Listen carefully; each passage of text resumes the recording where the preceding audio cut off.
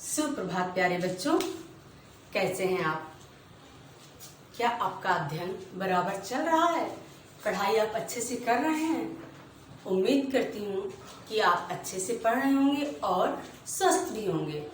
आप फालतू बाहर घूमने नहीं जाते होंगे, अपने स्वास्थ्य का ध्यान रखते होंगे, खान पान का ध्यान रखते होंगे, हाथ धुलने का, स्वच्छता का, सैनिटाइज करने का, इन सारी बातों का ध्यान रखते होंगे और अपने घर के जो बड़े लोग हैं उनकी बातों को मानते होंगे और पढ़ाई भी ध्यान से करते होंगे। ऐसा मैं उम्मीद करती हूँ और मैं चाहूंगी कि आप मेरी उम्मीद पर खरे उतरें। आज हम हिंदी विषय के अंतर्गत कविता विजयी विश्व तिरंगा प्यारा का अध्ययन करेंगे। इस कविता का हम वाचन करेंगे तथा इसके अर्थ को हम जानेंगे। इस कविता को पढ़ने के पहले हम तिरंगा क्या है उसके बारे में जान लेते हैं। तिरंगा हमारे देश का झंडा है जिसमें 3 रंगों वाला है, बीच में अशोक चक्र है। 3 रंगों का ये झंडा है, इसलिए इसको हम तिरंगा कहते हैं। आपको पता है, पहले सबसे ऊपर केसरिया, बीच में सफेद और नीचे हरा रंग है। केसरिया शौर्य का प्रतीक है, ताकत का, बल का प्रतीक है। जो सफेद रंग है वो शांति का प्रतीक है और जो हरा रंग है वो संपत्ति, धन, हरियाली का प्रतीक है। यानी हमारे देश में अगर शौर्य है और उस शौर्य है, ताकत है, तो इसको हम दूसरों के लिए ताकत दिखाने के लिए, दूसरों को परेशानी के लिए नहीं, अपनी सुरक्षा के लिए, अपनी स्वयं की ताकत के लिए रखते हैं। और हम शांति से रहना चाहते हैं, शांति का संदेश देता है, हम शांति से रहना चाहते हैं। और जो हरा रंग है वो हमारे देश के धन्य, धान और संपत्ति का प्रतीक है कि हम धन्य, धान और संपत्ति पूर्ण हैं। अब हम अपने पाठ पर आते हैं। पाठ का नाम है विजयी विश्व तिरंगा प्यारा। एक कविता का है नाम है। इस कविता के जो रचयिता हैं श्याम नारायण गुप्त पार्षद हैं। श्याम नारायण गुप्त पार्षद। कहा जाता है कि जब स्वतंत्रता संग्राम हो रहा था, तब जिस समय हमारा देश अभी आजाद नहीं हुआ था, उस समय नेहरू जी के कहने पर श्याम नारायण पार्षद जी ने एक कविता लिखी थी। उन्होंने कहा था, आप ऐसा ओजपूर्ण कविता लिखिए जिससे लोगों को सुनकर अपने देश की स्वतंत्रता संग्राम में भाग लेने का और उनके अंदर विचार आए, वो स्वतंत्रता संग्राम के युद्ध में आकर शामिल हो और देश के आजाद कराने में भागीदार बने। आप ऐसा कविता लिखिए। और उन्होंने एक कविता लिखा।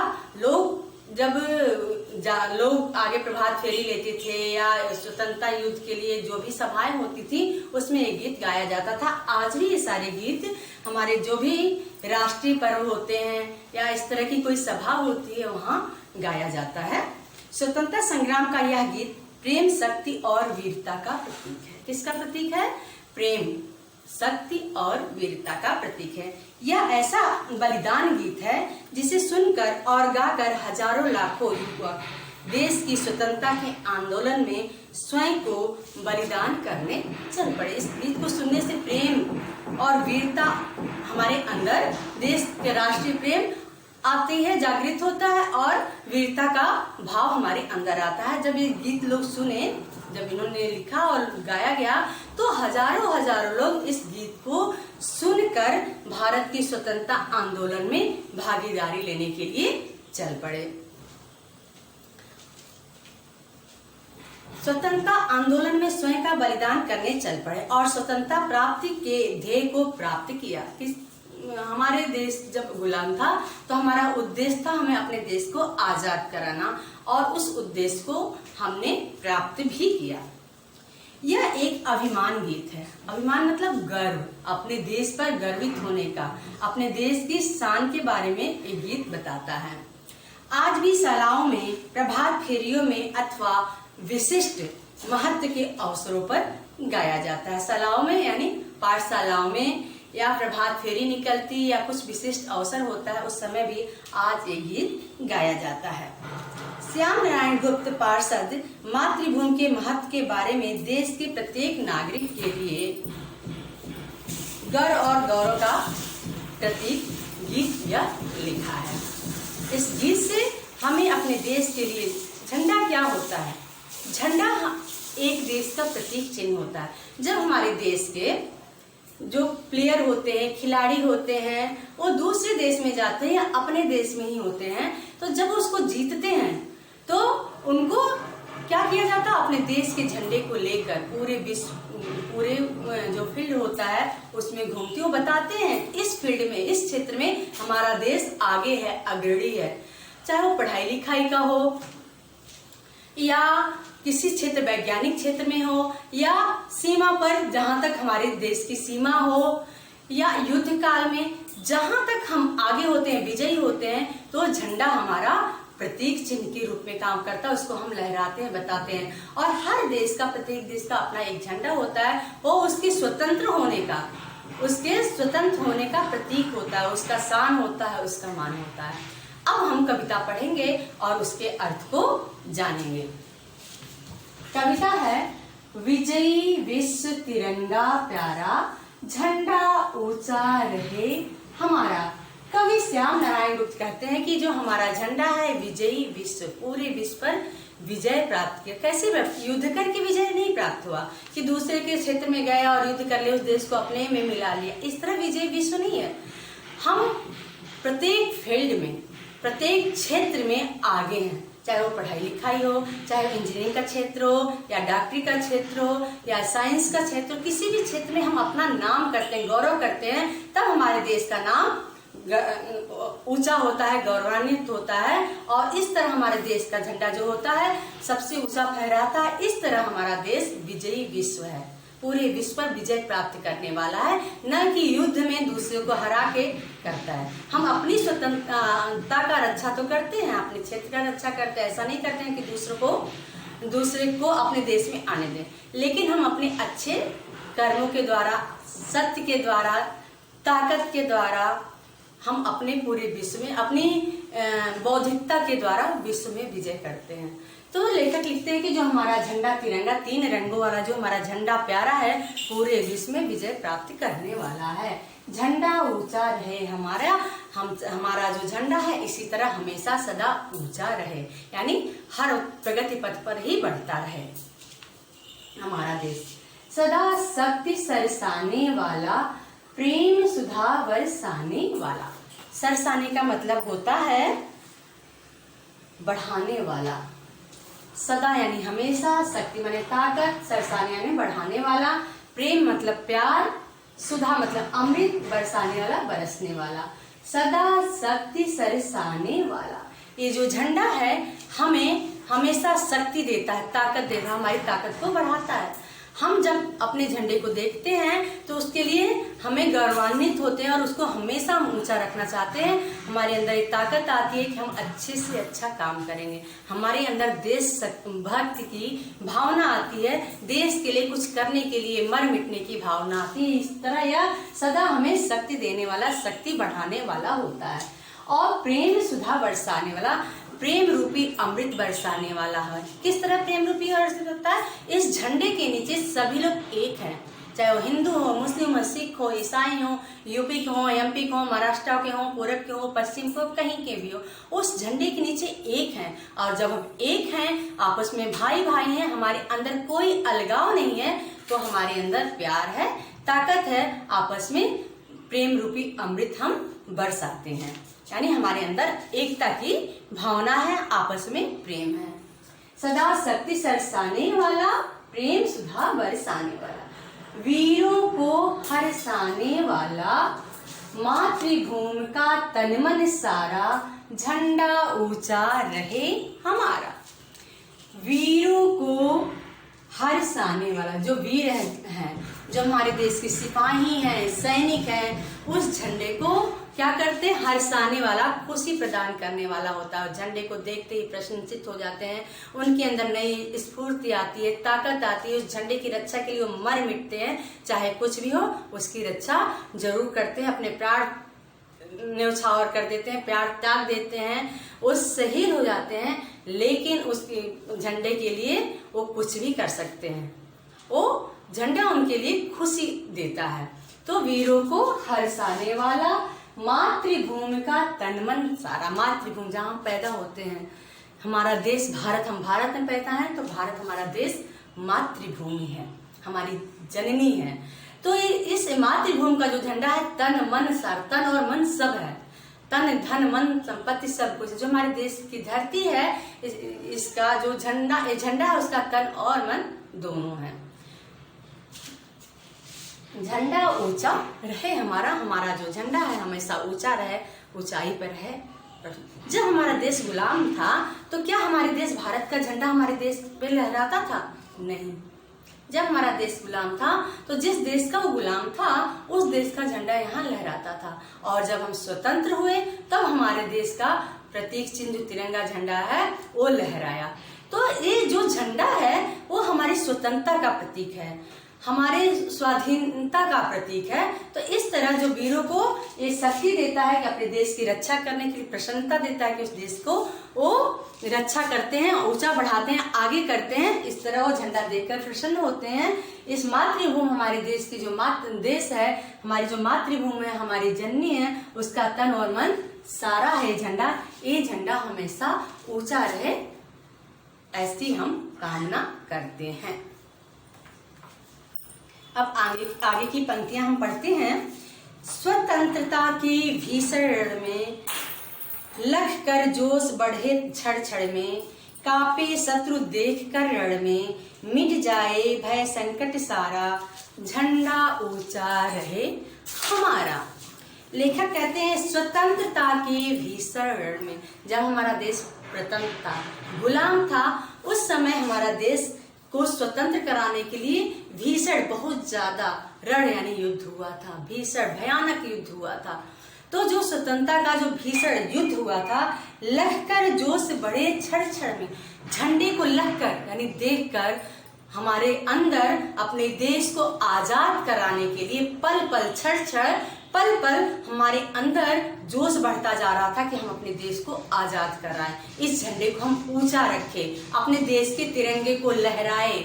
ये जो दूसरे देश का जो जिस देश ने हमें गुलाम बना रखा है, उस झंडे को हम हटाकर अपने देश के तिरंगे को लहराएं, ऊंचा रखें, ऐसा हमारे अंदर भावना आती थी तिरंगे को देखकर।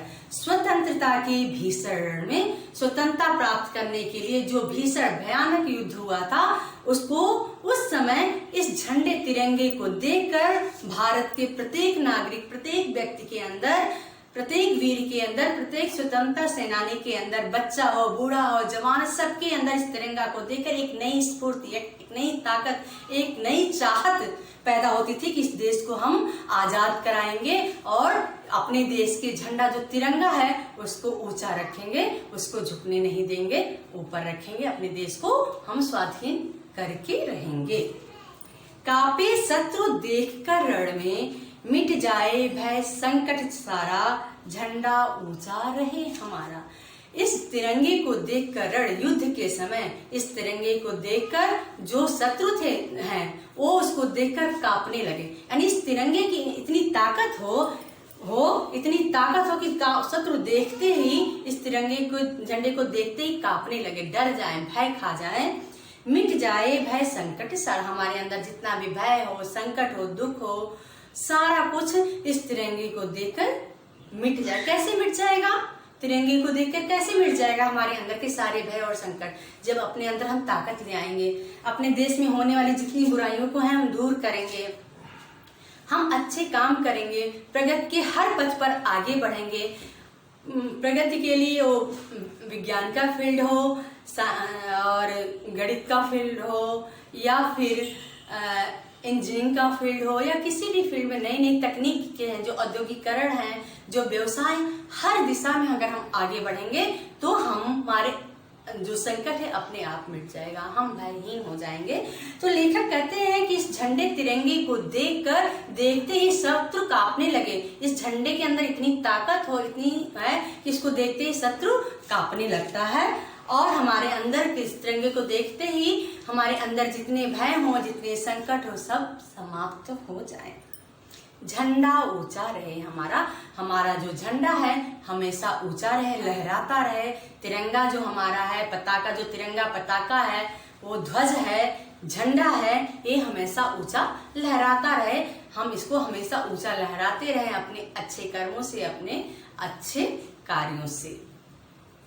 आगे की पंक्तियां हैं, इस झंडे के नीचे निर्भय रहे स्वाधीन हम अविचल निश्चय। बोलो भारत माता की जय, स्वतंत्रता हो ध्येय हमारा, झंडा ऊंचा रहे हमारा। इस झंडे के नीचे निर्भय रहे स्वाधीन हम अविचल निश्चय। निश्चय मतलब निश्चय ही, अविचल मतलब होता है स्थिर, जो एक जगह रहे, अचल रहे, जो हिले डुले नहीं। तो लेखक कहते हैं जो ये झंडा तिरंगा है, इसके नीचे हम हमेशा निर्भय रहते हैं, भय रहित। यानी हमारा झंडा ऊंचा है, ताकतवर है, हम स्वाधीन हैं, ये हमारी स्वतंत्रता का प्रतीक है, तो हम उसको किसी से डरने की जरूरत ही नहीं है। तो इस झंडे के नीचे सारे लोग हम निर्भय रहे, बिना डर के रहते हैं। रहे स्वाधीन हम अविचल निश्चय।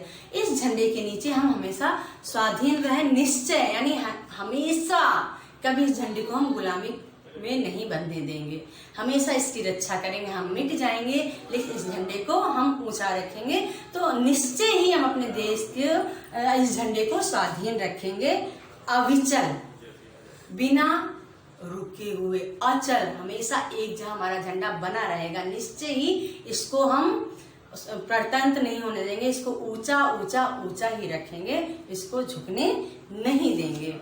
बोलो भारत माता की जय, भारत माँ की जय बोलिए। जब हमारा झंडा ऊंचा रहेगा, हम स्वतंत्र हैं, तो हम भारत माता की जय बोलते हैं। स्वतंत्रता हो देश ध्येय हमारा, हमारा उद्देश्य, हमारा ध्येय।